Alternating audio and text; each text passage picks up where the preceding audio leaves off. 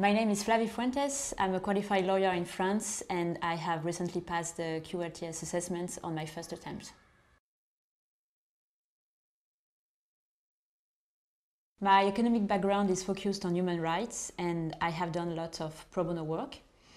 I qualified in 2007 in France and I worked for 2 years in a law firm specialized in family law, immigration law and employment law. Then I moved to Geneva, Switzerland, where I worked for an NGO in the area of children's rights.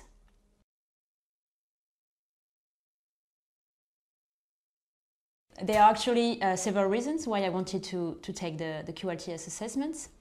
Firstly, as a human rights lawyer, I am aware that there are much more professional opportunities here in London than in France. That's why I wanted to become a UK qualified lawyer. Common law is still very influential today and present in many countries that offer exciting professional opportunities. So that was a strong reason for me to take this exam. Secondly, as a lawyer from a civil law background, I wanted to possess a competitive advantage over my peers. And the third reason is that as a lawyer qualified in France, I wanted to give my career an international profile. When I found out the QLTS program, that is to say the SAR syllabus, I was quite worried because the matters which are covered by the exam were totally new to me. This is because I come from a civil law background and it is really different from common law. The second reason is because the MCT, the multiple choice questions, were also very new to me.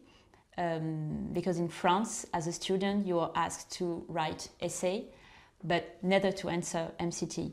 So at the beginning, it really looked tricky, and I knew that I needed to do some mock exams.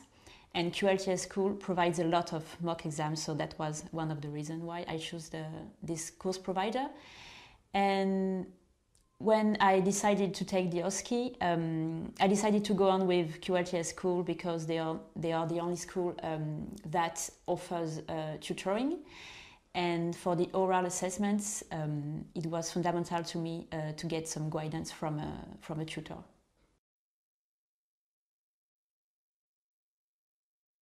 It really helped me.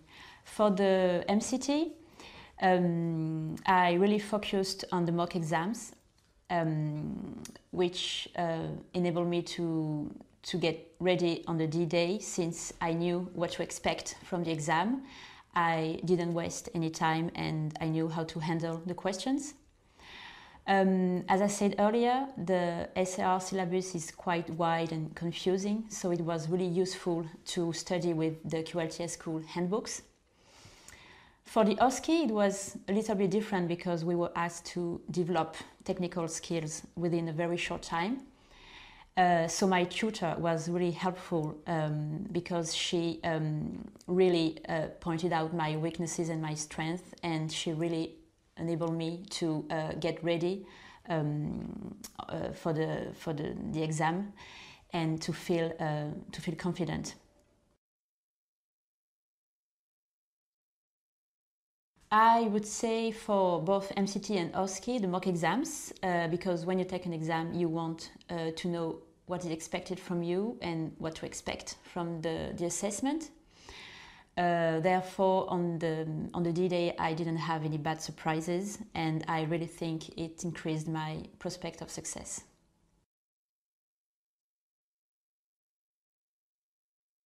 Although I didn't work while preparing the exam, I had to care for my 2-year-old daughter, which means I didn't have so much time to study. So while she was napping, I just studied for maybe 2 hours per day, maybe more, sometimes less during the weekend. And for the OSCE, I think it was a little bit more, like 3 hours per day.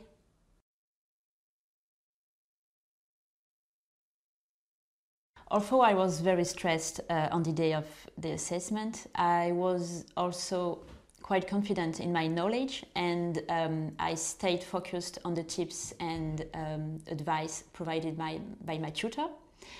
For instance, during the OSCE client's interview, I didn't lose sight of my tutor's guidance, and it really helped me to stay confident.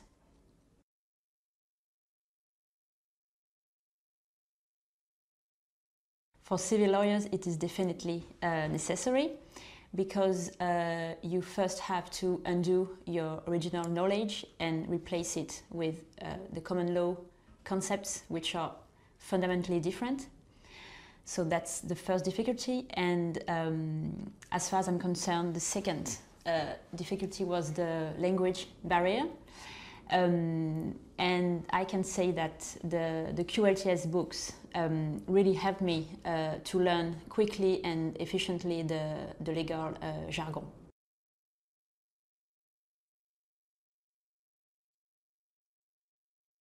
It is quite difficult to advise on the length of time needed to prepare the exam, because obviously it depends on personal and professional circumstances. My only advice would be, don't stay alone, study within a group, because it is much more stimulating to study with other candidates, and it's also very interesting because you meet a lot of people from all around the world, and that's a very positive part of this exam.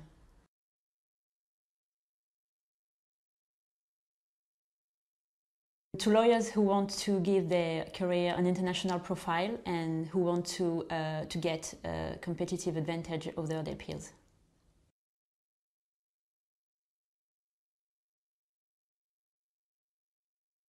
I would say three things. The first one would be being able to deal with cross-border matters in an efficient way. Then having a global overview of legal services, while at the same time keeping a close relationship with your clients. And the third one would be the willingness to discover foreign legal systems, as I think that as lawyers we are expected not only to have legal expertise, but also to be curious and to get new knowledge, as it is our very essence to be open-minded and ready for new challenges.